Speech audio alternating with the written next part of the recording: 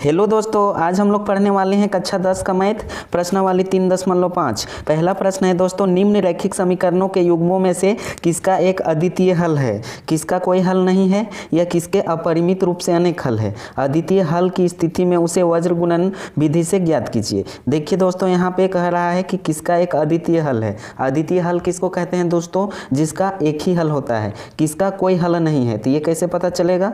और किसके अपरिमित रूप से अनेक हल है, ये भी कैसे पता चलेगा? तो हम लोग इसका दोस्तों ट्रिक होता है, इसका टेबल होता है, इसको हमें याद करना होगा। अद्वितीय हल की स्थिति में यदि इसका हल अद्वितीय हो जाता है, एक हल आएगा, तो उसे वज्र गुणन से हमें ज्ञात भी करना है। वज्र गुणन विधि से हमें इसका हल भी निकालना है। देखिए दोस्तों, समीकरणों का युग्म हमें दिया हुआ है। युग्म का मतलब दोस्तों होता है जोड़ा। देखिए यहाँ जोड़ा दिया हुआ है, पहला है, दूसरा है, तीसरा है और चौथा है। यानी प्रश्न नंबर 1 में दोस्तों हम लोगों का 4 प्रश्न है। तो चलिए दोस्तों देखते हैं ये किस तरह से बनता है। तो देखिए दोस्तों, इस चैप्टर को बनाने से पहले हमें कुछ पॉइंट याद रखना होगा, तभी हम इस चैप्टर को बना सकते हैं। देखिए दोस्तों, क्या होता है, A1/A2 is not equal to B1/B2। जब ऐसा स्थिति रहे तो हमें क्या होगा दोस्तों? अद्वितीय हल हो जाएगा। अद्वितीय हल होता है इस प्रकार से। अद्वितीय हल क्या होता है दोस्तों? जिसका एक हल होता है, ठीक है। जिसका एक हल होता है उसको अद्वितीय हल बोलते हैं। यहाँ पे लिख लेते हैं, एक हल होगा। और ये क्या होगा दोस्तों? ये संगत में आएगा, ठीक है। जिसका भी हल होगा संगत में आएगा। और इसका ग्राफीय रूप क्या होगा दोस्तों? ग्राफीय निरूपण में प्रतिच्छेद करती हुई रेखाएं होगा, ठीक है। अगर ग्राफ से हम लोग बनाएंगे तो ये हमारा प्रतिच्छेद करती हुई रेखाएं होगा। करती हुई यहाँ पे लिख लेते हैं, प्रतिच्छेद करती हुई रेखाएं, इस प्रकार से। तो यहाँ पे दोस्तों आप लोग देख सकते हैं A1/A2 बराबर नहीं है B1/B2 के। यहाँ काटा हुआ है तो इसका मतलब होता है बराबर नहीं है। तो ऐसी स्थिति में जब भी ऐसा स्थिति आ जाएगा तो वो अद्वितीय हल हो जाएगा। और प्रश्न में यही कह रहा था कि जब भी अद्वितीय हल हो जाएगा तो उसको वज्र गुणन विधि से ज्ञात करना है। दूसरा स्थिति क्या होता है दोस्तों? ये पहला स्थिति है। और दूसरा क्या होता है? A1/A2 बराबर B1/B2 बराबर C1/C2। तो जब भी ऐसा स्थिति आएगा तो ये अपरिमित रूप से अनेक हल होगा। अपरिमित रूप से अनेक हल होगा। अपरिमित रूप से अनेक हल होंगे। जब भी ऐसा स्थिति आएगा तब ये तीनों अगर बराबर रहे तो अपरिमित रूप से अनेक हल होंगे। और इसका क्या होगा दोस्तों? ये संगत हो जाएगा। ये संगत हो जाएगा। और इसकी ग्राफीय निरूपण क्या होगा? संपाती होगा, ठीक है। संपाती होगा। इसको याद रखना बहुत ही जरूरी है। यही मेन टॉपिक है दोस्तों इस चैप्टर का। ये बहुत ही इंपॉर्टेंट है। इसको VVI भी लिख सकते हैं। अगर ये आपको याद नहीं रहेगा तो आप इस चैप्टर को नहीं बना सकते हैं। और एग्जाम में पूछता है दोस्तों इस चैप्टर से। तो और तीसरा स्थिति क्या होता है दोस्तों? ठीक है, इसमें 3 स्थिति होता है। A1/A2 बराबर B1/B2 is not equal to C1/C2। जब भी ऐसा स्थिति आ जाएगा दोस्तों तो इसका कोई हल नहीं होगा, ठीक है। इसका कोई हल नहीं होगा। यहाँ पे लिख दे रहे हैं, कोई हल नहीं होगा। और ये क्या हो जाएगा दोस्तों? असंगत हो जाएगा। जिसका कोई हल नहीं होगा वो असंगत हो जाएगा, और जिसका हल होगा वो संगत हो जाएगा, ठीक है। इसको याद रखिएगा। और इसका ग्राफीय निरूपण क्या होगा दोस्तों? ग्राफीय निरूपण इसका समांतर हो जाएगा। इसका रेखा जब खिंचाएगा तो ये समांतर रूप में हमारा खिंचाएगा। तो ये तीनों पॉइंट दोस्तों आप याद कर लीजिएगा, बहुत ही इंपॉर्टेंट क्वेश्चन है। अब चलिए दोस्तों बढ़ते हैं क्वेश्चन की ओर। जब हम क्वेश्चन को बनाएंगे तो हम अच्छी तरह से समझ पाएंगे। पहला प्रश्न है दोस्तों, आप स्क्रीन पर देख सकते हैं, x - 3y - 3 बराबर 0। और क्या दिया हुआ है नीचे? 3x - 9y - 2 बराबर 0। इस प्रकार से दिया हुआ है। तो चलिए हम लोग इसको हल करते हैं। तो देखिए यहाँ पे हम लोग कॉपी में बनाते हैं। यहाँ पे पहला प्रश्न का सॉल्यूशन करते हैं। यहाँ हल लिख लेते हैं। प्रश्न में क्या दिया हुआ है दोस्तों? x - 3y - 3 बराबर 0। इसको समीकरण 1 मान लेंगे हम लोग। और क्या दिया हुआ है वह लिख सकते हैं, वह 3x - 9y। आप लोग बुक में देख सकते हैं, -2 बराबर 0। इसको समीकरण 2 मान लेंगे। किताब में यही चीज़ दिया हुआ है, आप लोग देखते जाइएगा। यहाँ पे लिख लेंगे दोस्तों, क्या लिख लेंगे? यहाँ A1 किसको बोलेंगे? तो देखिए यहाँ एक छिपा हुआ रहता है, तो इसको A1 बोलेंगे, इसको B1 बोलेंगे, इसको C1 बोलेंगे, ठीक है। और इसको A2 बोलेंगे, इसको B2 बोलेंगे, इसको C2 बोलेंगे। इस प्रकार से A1 हमारा क्या है दोस्तों 1 है, और B1 हमारा क्या हो जाएगा यहाँ -3 हो जाएगा क्योंकि -3 है, और C1 हमारा यहाँ -3 हो जाएगा। अब देखिए A2 हमारा क्या हो जाएगा दोस्तों यहाँ नीचे 3, और B2 हमारा क्या हो जाएगा यहाँ पे -9, और C2 हमारा क्या हो जाएगा दोस्तों यहाँ पे -2। इस प्रकार से हम लोग लिख लिए हैं A1 बटा A2। A1 कितना दिया हुआ है तो 1 दिया हुआ है, और A2 3 दिया हुआ है। अब B1 दोस्तों कितना दिया हुआ है और B2 कितना दिया हुआ है, तो चलिए लिख लेते हैं B1 -3 है और B2 हमारा क्या है -9 है। देखिए दोस्तों यहाँ पे माइनस माइनस कट जाएगा, प्लस हो जाएगा, इसको काटिए, 3 एकम 3 और 3 तिया 9। अब देखिए दोस्तों यहाँ पे क्या आ चुका है, A1 A2 बराबर B1 B2 दोनों सेम आ चुका है। यहाँ भी 1/3 है, यहाँ भी 1/3 है। तो इस प्रकार से हम लोग यहाँ लिख सकते हैं A1 A2 बराबर B1 B2। यहाँ पे देखिए दोस्तों C1 और C2 को भी निकाल लेते हैं, C1 बटा C2। तो C1 हमारा -3 है और C2 हमारा -2 है, ये माइनस माइनस कट जाएगा, तो हमारा क्या हो जाएगा दोस्तों C1 बटा C2। देखिए ये अलग आ चुका है, ये दोनों तो बराबर है लेकिन ये अलग आ चुका है, तो ये हमारा क्या हो जाएगा इस तरह से हो जाएगा। ठीक है, तो कौन सा स्थिति आ चुका है, देखिए यहाँ पे ये तीसरा स्थिति आ चुका है। इस रूप में दोस्तों हमारा यहाँ पे आ चुका है। थोड़ा सा हवा चल रहा है दोस्तों, इसलिए थोड़ा वीडियो में थोड़ा ये स्क्रीन हिल रहा है, तो आप लोग मैनेज कर लीजिएगा। तो यहाँ पे देखिए दोस्तों ये 3rd नंबर का स्थिति आ चुका है, तो इसका कोई हल नहीं होगा। ठीक है, जब भी ऐसा स्थिति आएगा तो इसका कोई हल नहीं होगा, यहाँ पे लिख देंगे कोई हल नहीं होगा, कोई हल नहीं होगा। और देखिए दोस्तों कोई हल नहीं होने के कारण ये समांतर रेखा हो जाएगा, समांतर रेखा हो जाएगा, ग्राफीय निरूपण के आधार पर समांतर रेखा हो जाएगा। समांतर रेखा है और इसको लिख सकते हैं ये असंगत हो जाएगा।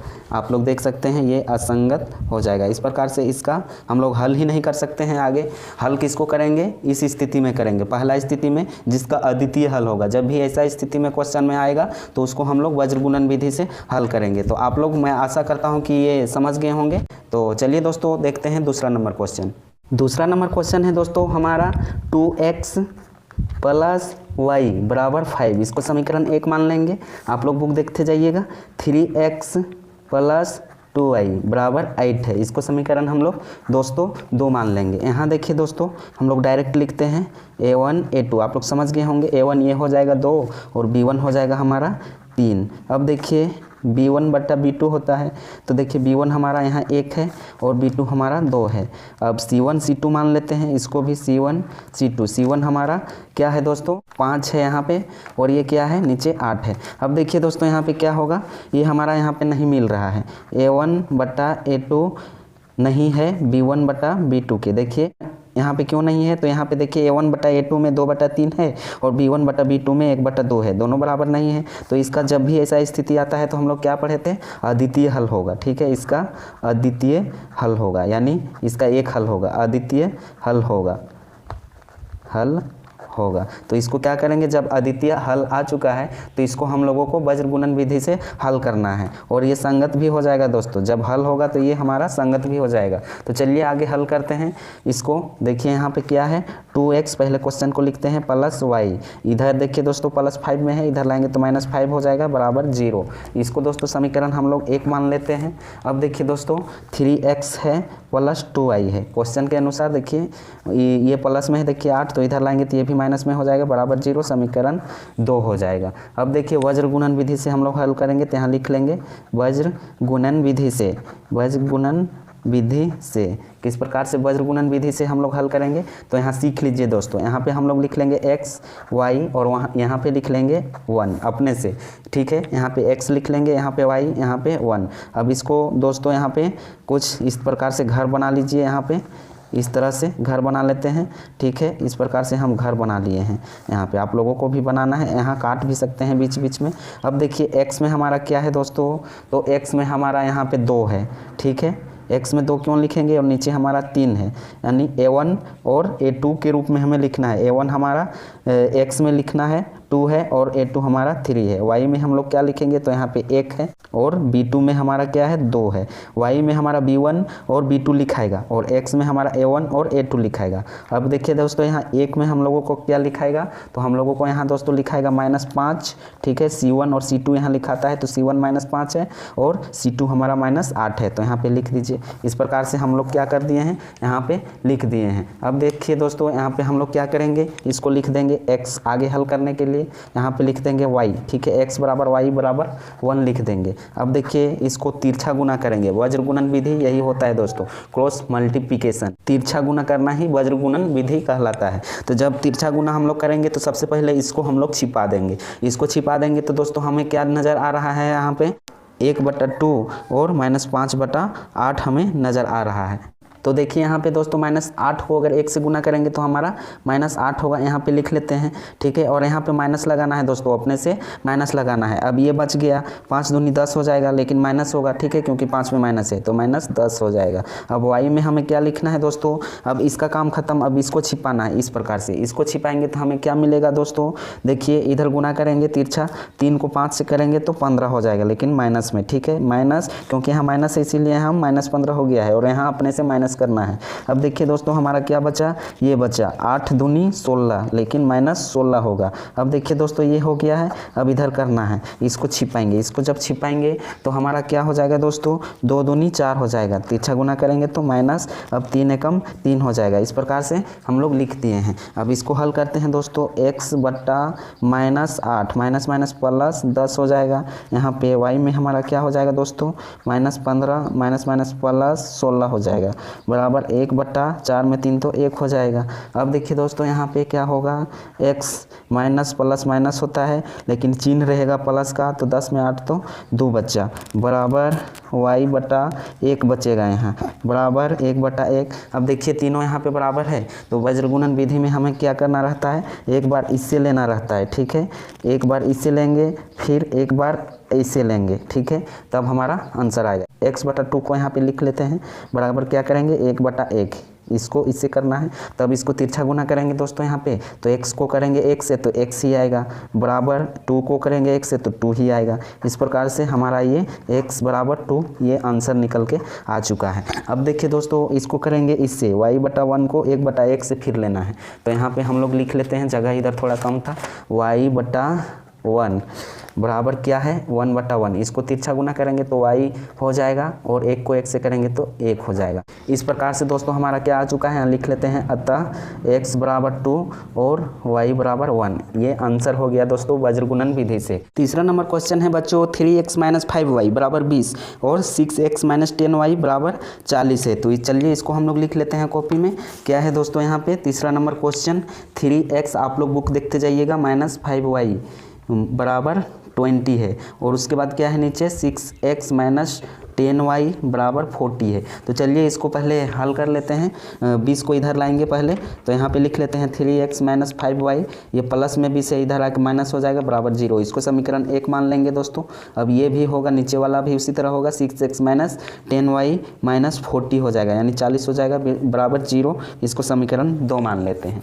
तो चलिए दोस्तों यहाँ पे लिख लेते हैं a1/a2, कितना है, a1 में 3 है, a2 में हमारा नीचे 6 है, b1/b2, b1 में हमारा -5 है और b2 में हमारा -10 है, और c1 में हमारा क्या है दोस्तों, c1/c2 में क्या लिखेंगे, -20/-40, यही ना है। अब देखिए दोस्तों इसको काटेंगे हम लोग, जब काटेंगे तो ये देखिए यहाँ पे कट रहा है, इसको यहाँ पे काटेंगे, 3 एकम 3, 3 दूनी 6, ये माइनस माइनस कट जाएगा, 5 एकम 5, 5 दूनी 10 हो जाएगा, ये भी कट जाएगा दोस्तों, माइनस माइनस 20 एकम 20, 20 दूनी 40, यानी दोस्तों हर जगह बराबर आ रहा है, हर जगह 1/2 1/2 1/2 आप देख सकते हैं। यानी यहाँ पे दोस्तों हम लोग लिख सकते हैं a1/a2 बराबर है b1/b2 बराबर c1/c2 के।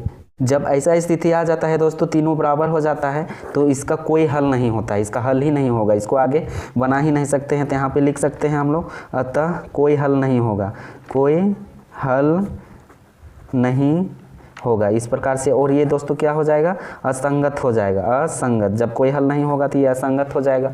और इसका ग्राफीय निरूपण दोस्तों क्या हो जाएगा, समांतर रेखा हो जाएगा। इसका ग्राफीय निरूपण जब ग्राफ में हम लोग बनाएंगे तो इसका रेखा समांतर होगा, समांतर रेखाएं। इस प्रकार से दोस्तों हम लोग लिख सकते हैं। देखिए ये पॉइंट जो हम बताए थे वही सब का यहाँ पे प्रयोग हो रहा है, तो आप लोग 4 से 5 बार बना लीजिएगा, तब आप अच्छी तरह से समझ सकते हैं। चलिए दोस्तों अब देखते हैं चौथा नंबर क्वेश्चन।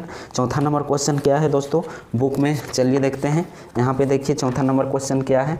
यहाँ पे कह रहा है x माइनस 3y माइनस 7 बराबर 0 और नीचे है 3x माइनस 3y माइनस 15 बराबर 0। तो चलिए इसको भी हल करते हैं। यहाँ पे चौथा नंबर क्वेश्चन को लिख लेते हैं। क्या है दोस्तों, x माइनस 3y माइनस 7 बराबर 0, इसको समीकरण 1 मान लेंगे।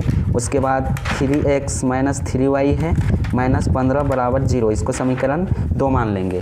इसी प्रकार से दोस्तों चलिए a1 a2 लिखते हैं। यहाँ पे a1 बटा a2, a1 में क्या है 1 है, a2 में 3 है। अब b1 बटा b2, b1 में क्या है -3 है, b2 में भी -3 है। c1 c2, c1 में क्या है -7 और c2 में -15। यहाँ देखिए माइनस माइनस कट जाएगा दोस्तों, ये 3 3 भी कट जाएगा, 3 एकम 3 और 3 एकम 3, यानी दोस्तों 1 बटा 1 आ गया है। अब ये माइनस माइनस प्लस हो जाएगा 7 बटा 15, अब 1 बटा 3। अब यहाँ पे देखिए a1 a2 नहीं है b1 b2 के बराबर, देखिए यहाँ पे है क्या, नहीं है।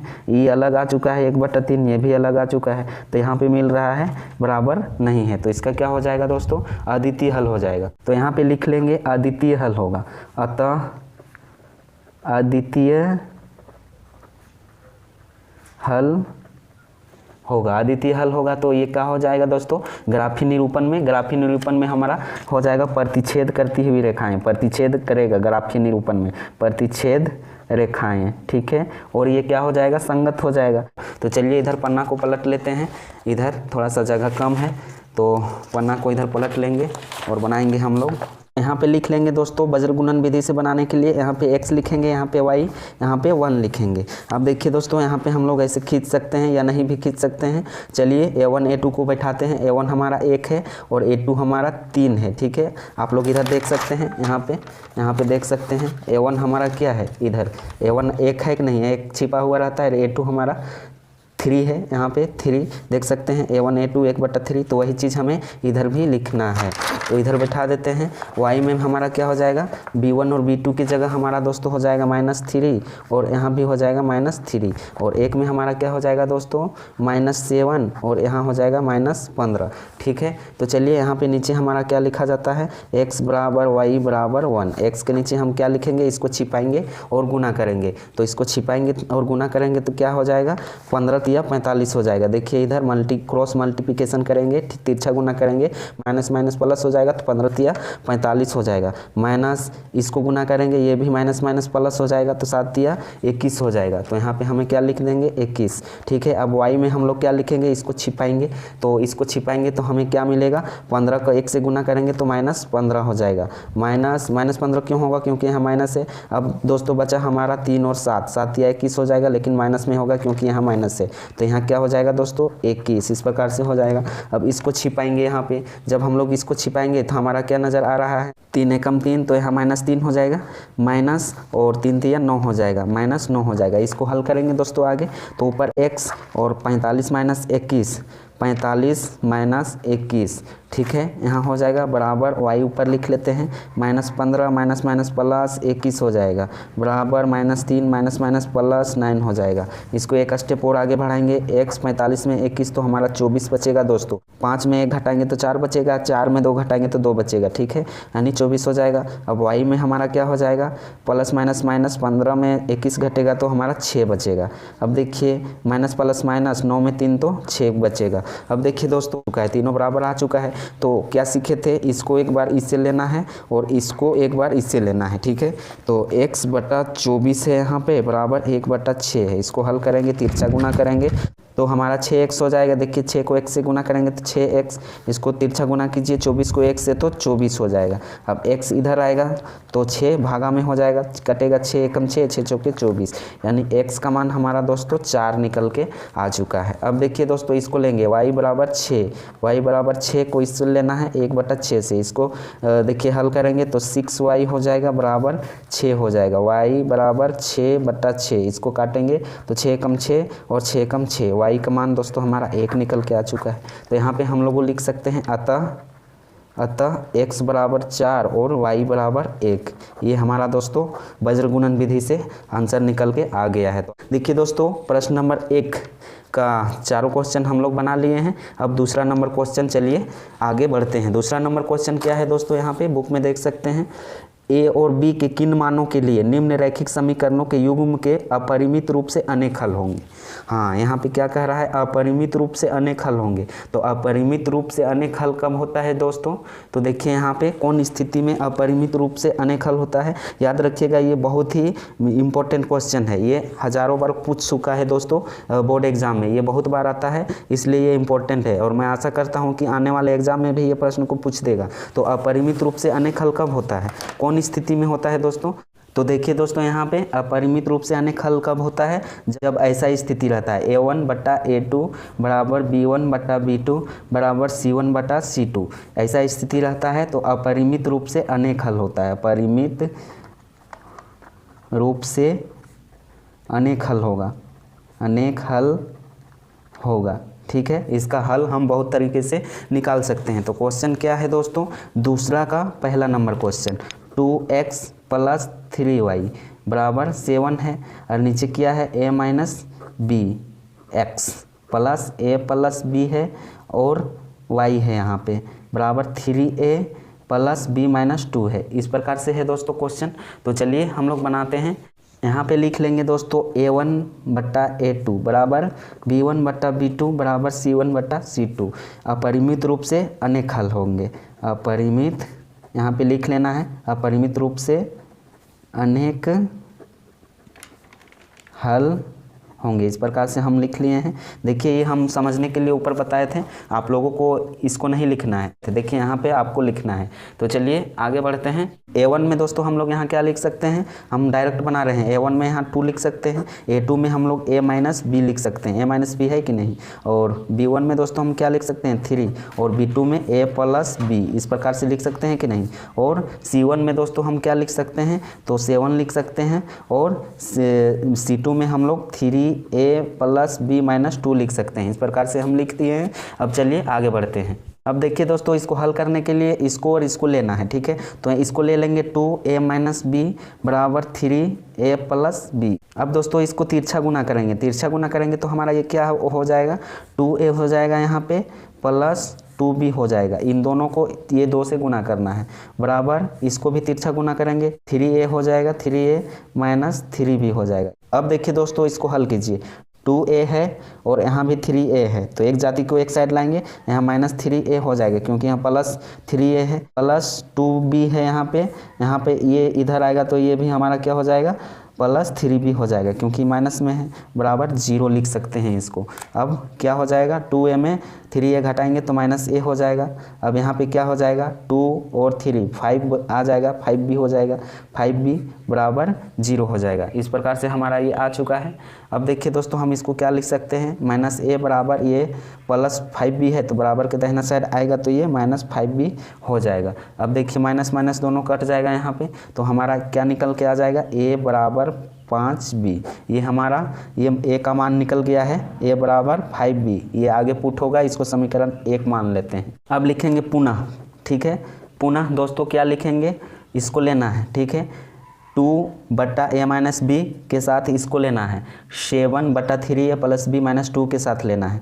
तो a - b यहाँ लिख लेंगे बराबर 7 3a + b - 2। इसको भी दोस्तों हम लोग तिरछा गुना करेंगे तो क्या हो जाएगा, 3 दूनी 6a हो जाएगा, प्लस 2b हो जाएगा, -4 हो जाएगा, बराबर 7a हो जाएगा, -7b हो जाएगा। एक जाति को एक जाति के साथ करेंगे 6a, इसको इधर लाइए तो -7a हो जाएगा। अब देखिए दोस्तों यहाँ पे +2b है, अब यहाँ पे 7b है तो -7b है तो ये +7b हो जाएगा, बराबर यहाँ पे 4 हो जाएगा, -4 है, बराबर के दाहिना साइड आएगा तो 4 हो जाएगा। अब इसको दोस्तों हल करते हैं तो यहाँ पे क्या हम लोगों को मिलेगा, 6a - 7 है तो -a मिलेगा। अब 2 और 7 तो क्या हो जाएगा, 9b हो जाएगा, बराबर 4 हो जाएगा। इसको समीकरण 2 मान लेते हैं। देखिए समीकरण 1 और 2 हम लोगों को मिल चुका है। अब समीकरण 1 का मान समीकरण 2 में रखेंगे, इधर लिख लेते हैं, इधर जगह थोड़ा सा कम है, यहाँ पे लिख लेते हैं दोस्तों, यहाँ पे इधर लिख लेते हैं, यहाँ पे लिखेंगे समीकरण 1 का मान समीकरण 2 में रखने पर हम लोग यहाँ पे लिख दिए हैं। तो समीकरण 2 हमारा क्या था, क्या निकल के आया था, -a + 9b बराबर 4, यही ना निकल के आया था। और ए का मान दोस्तों हमारा क्या निकल के आ चुका था, ए का मान हम लोग यहाँ देख सकते हैं, ए का मान दोस्तों हमारा निकल के आ चुका है 5b, यहाँ पे देख सकते हैं। तो यही मान हम लोगों को यहाँ पुट करना है। तो यहाँ माइनस ए है तो यहाँ क्या हो जाएगा, -5b हो जाएगा प्लस 9b बराबर 4, यही चीज़ लिखना है। माइनस प्लस माइनस दोनों एक जाति का है तो घटेगा तो क्या हो जाएगा, 4b हो जाएगा बराबर, इधर 4 है। अब देखिए 4 गुना में है तो इधर आएगा बराबर के दाहिना साइड तो भागा में हो जाएगा, ये कटेगा 4 एकम 4 और 4 एकम 4, यानी b का मान दोस्तों हमारा 1 निकल के आ गया है। अब b का मान दोस्तों हम समीकरण 1 में रख देंगे। अब यहाँ पे लिख लेते हैं b का मान समीकरण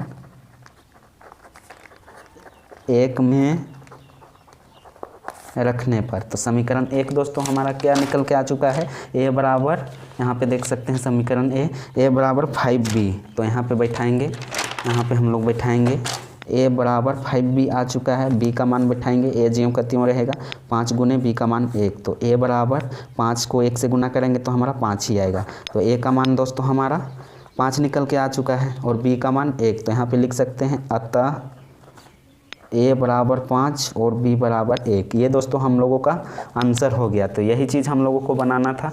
तो चलिए दोस्तों अब देखते हैं अगला नंबर क्वेश्चन। अगला नंबर क्वेश्चन दोस्तों क्या है, ये इसमें भी 2 प्रश्न है। दूसरा क्वेश्चन का पहला प्रश्न बन चुका है। अब दूसरा क्वेश्चन क्या है, के किस मान के लिए निम्न रैखिक समीकरणों के युग्म का कोई हल नहीं है। तो कोई हल कब नहीं होता है दोस्तों, तो जब ये स्थिति रहता है तब कोई हल नहीं होता है। कौन स्थिति रहता है, तो a1 बटा a2 बराबर b1 बटा b2 is not equal to c1 बटा c2, ये स्थिति होने के कारण हमारा कोई हल नहीं होगा। तो चलिए प्रश्न हम लोग लिख लेते हैं। यहाँ पे देख सकते हो आप बुक में प्रश्न को, 3x + y बराबर 1 और नीचे 2k - 1 x + k - 1 ब्रैकेट बंद है, उसके बाद y है बराबर 2k + 1 है। तो यहाँ पे हम लोग कॉपी में उतार लेंगे, बनाने में सुविधा होगा। तो क्या है दोस्तों, यहाँ पे हम लोग लिख लेते हैं 3x + y बराबर 1 है। अब नीचे क्या है, 2k - 1 और यहाँ पे x है प्लस k - 1 गुने y, ठीक है, यहाँ गुना छिपा हुआ रहता है, बराबर 2k + 1 है, ठीक है।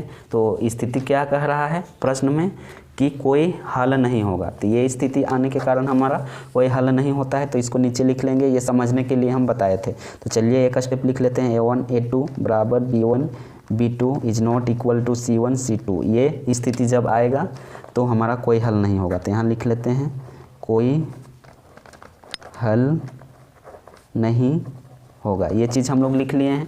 अब चलिए दोस्तों आगे बढ़ते हैं। तो a1 में हमारा क्या है, तो 3 है, ठीक है, और a2 में हमारा क्या लिख सकते हैं, 2k - 1 लिख सकते हैं, बराबर यहाँ पे b1 में 1 है और b2 में हम लोग k - 1 लिख सकते हैं, बराबर c1 c2 में क्या है, c1 में हम लोग लिख सकते हैं दोस्तों 1, यहाँ पे 1 है, और c2 में हम लोग देखिए 2k + 1 है, तो इसको लिख देंगे 2k + 1, आप देख सकते हैं इसको लिख दिए हैं। अब चलिए हम लोग आगे बढ़ते हैं। तो यहाँ पे हमारा क्या हो जाएगा दोस्तों, सबसे पहले हमें किसको लेना है, तो इसको लेंगे और इसको लेंगे। तो चलिए आगे यहाँ पे लिख लेते हैं, क्या लिख लेंगे, 3 और यहाँ पे है 2k - 1 बराबर 1 और k - 1, इसको ले लिए हैं। इसको अब तिरछा गुना करेंगे दोस्तों, तिरछा गुना वज्र गुणन विधि, यही होता है क्रॉस मल्टीप्लिकेशन।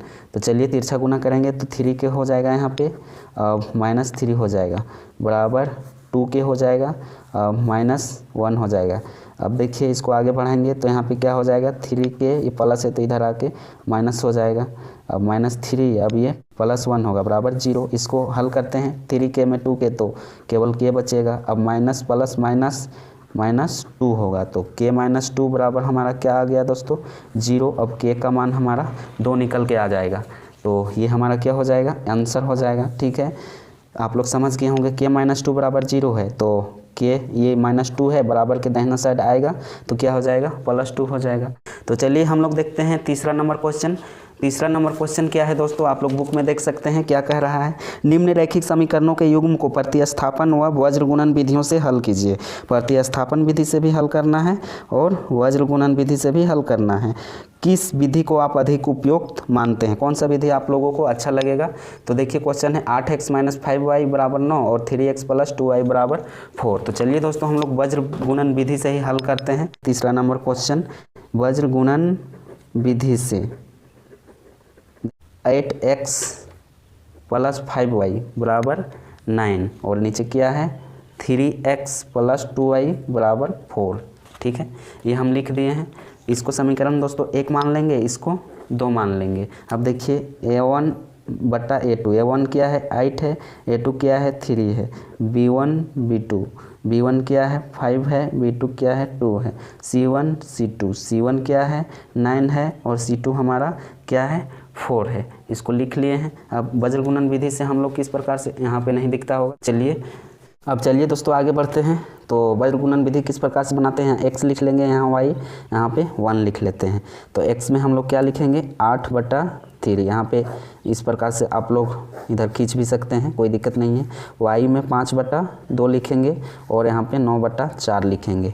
अब इसको हल करेंगे किस प्रकार से, यहाँ x = y = 1 इस प्रकार से लिख सकते हैं। इसको छिपाएंगे। एक चीज़ देखिए दोस्तों, यहाँ पे बराबर को ये 9 और 4 को इधर लाएंगे तो ये माइनस में हो जाएगा, दोनों माइनस में हो जाएगा, तो यहाँ माइनस लिख सकते हैं हम लोग। अब देखिए इसको यहाँ पे छिपाएंगे तो क्या हो जाएगा 5 चौके 20, यहाँ दोनों में माइनस है, यहाँ भी लिख दीजिए 5 चौके 20, लेकिन माइनस में होगा, -20 माइनस क्या हो जाएगा 9 दूनी 18 हो जाएगा, -18 हो जाएगा इस प्रकार से। अब y में छिपाएंगे तो हम क्या मिलेगा दोस्तों, y में छिपाएंगे तो 9 तिया 27, -27 यहाँ पे हो जाएगा माइनस। अब क्या बच रहा है, अब क्या नज़र आ रहा है 8 चौके 32, -32 ये नज़र आ रहा है। अब 1 में देखिए इसको छिपाएंगे तो हमें क्या मिलेगा दोस्तों 8 दूनी 16 -5 तिया 15। इसको लिख लिए हैं। इसको हल करते हैं आगे, x बटा यहाँ पे हो जाएगा -20 माइनस प्लस 18। अब इसको हल करेंगे यहाँ पे दोस्तों तो क्या हो जाएगा y बटा -27 माइनस प्लस 32,